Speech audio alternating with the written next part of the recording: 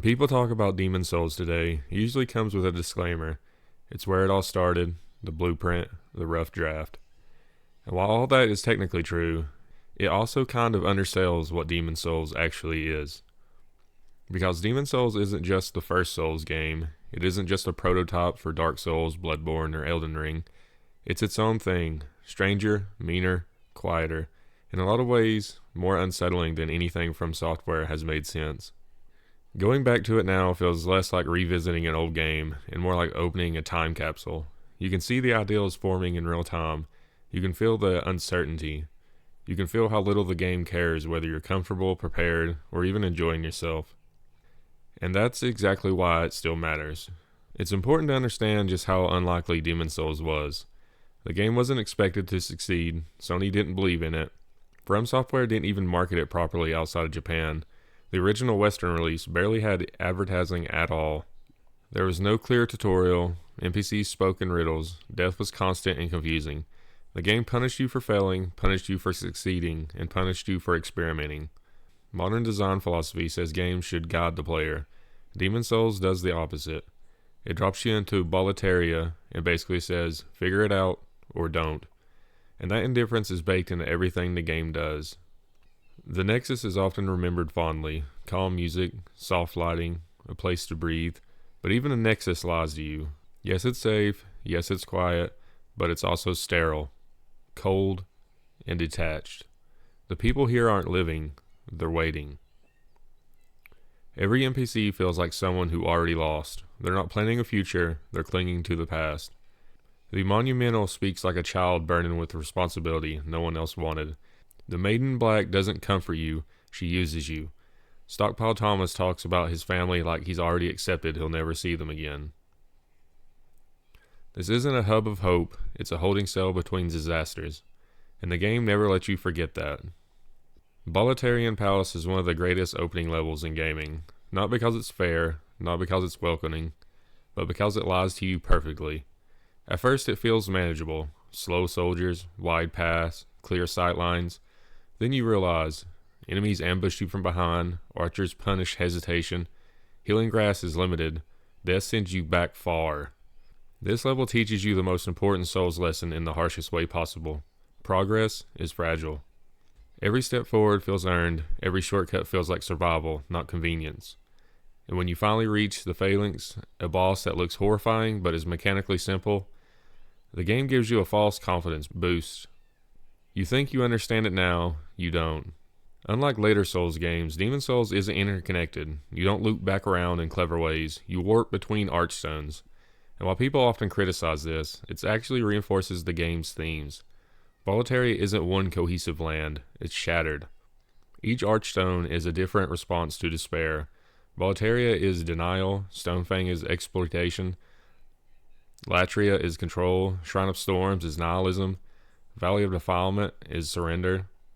These places don't connect because they don't need to. They're all dead in their own unique way. Stonefang is where the game shows its cruelty. Enemies here resist certain damage types, your weapons bounce, your instincts fail. This isn't just difficulty, it's knowledge gating. If you don't understand damage types, upgrades, or enemy weaknesses, Stonefang becomes miserable, and that's intentional. Stonefang is a world built on labor and extraction. Miners swing endlessly, fire burns constantly. Every boss feels like industrial accidents rather than monsters. The armor spiders don't roar, it blocks progress. Flame Lurker is a rage incarnate, pacing like a trapped animal. The Dragon God isn't a fight, it's a punishment for misunderstanding stealth. Stonefang teaches you that power always comes at a cost. If Demon Souls has a masterpiece level, it's Latria. This is where the game stops pretending to be an action RPG and becomes a horror game. You hear bells before you see anything, you hear prisoners scream, you hear mind flayers chanting. The level disorients you, confuses you, traps you, and the worst part, you don't feel heroic here, you feel small. The fool's idle cheats, man-eaters punish greed, the old monk turns another player into your boss. Latria isn't about fighting monsters, it's about control, who has it and who doesn't. And for the most of the level, it isn't you. Shrine of Storms feels almost playful at first. The skeletons roll, storms roar, enemies move fast, But underneath that speed is something darker. This place worships death, not as a tragedy, but as inevitability. The adjudicator is gluttony, the old hero is blind, attacking only sound. Storm King isn't beaten by skill, but by embracing the storm itself. This archstone is where Demon Souls starts to feel philosophical. What if dying isn't failure? What if it's just normal? And from every Souls game is their predecessor, the Valley of Defilement. The swamp is slow, the poison is constant, visibility is awful. This place doesn't challenge your reflexes, it challenges your patience. Enemies don't feel evil, they feel abandoned. The Leechmonger is disgusting, not threatening. Dirty Colossus is pitiful. Maiden Estrella doesn't fight you at all. This is the game asking its hardest question. What does mercy mean in a broken world? And no matter what choice you make here, it never feels clean. World tendency is Demon Souls at its most ambitious and most frustrating. The world reacts to you, it gets harder, it gets darker. New enemies appear, NPCs die or vanish. It's opaque, poorly explained, and deeply thematic. The game doesn't tell you when you've made things worse, it just lets you feel it. And that mirrors the story perfectly. Death, soul form, and identity. Dying in Demon Souls isn't a reset, it's a state change.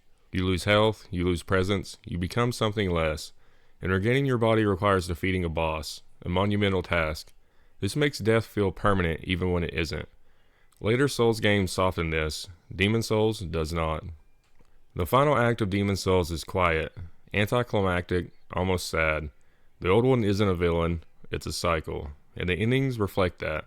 Either you perpetuate the system, or you walk away and let it continue without you. There is no perfect choice, there is no clean resolution, just consequences. Demon Souls feels unfinished, rough, unforgiving, and that's exactly why it works. It doesn't want you to feel powerful, it wants you to feel aware. Later Souls games refined the formula, but refinement came at a cost.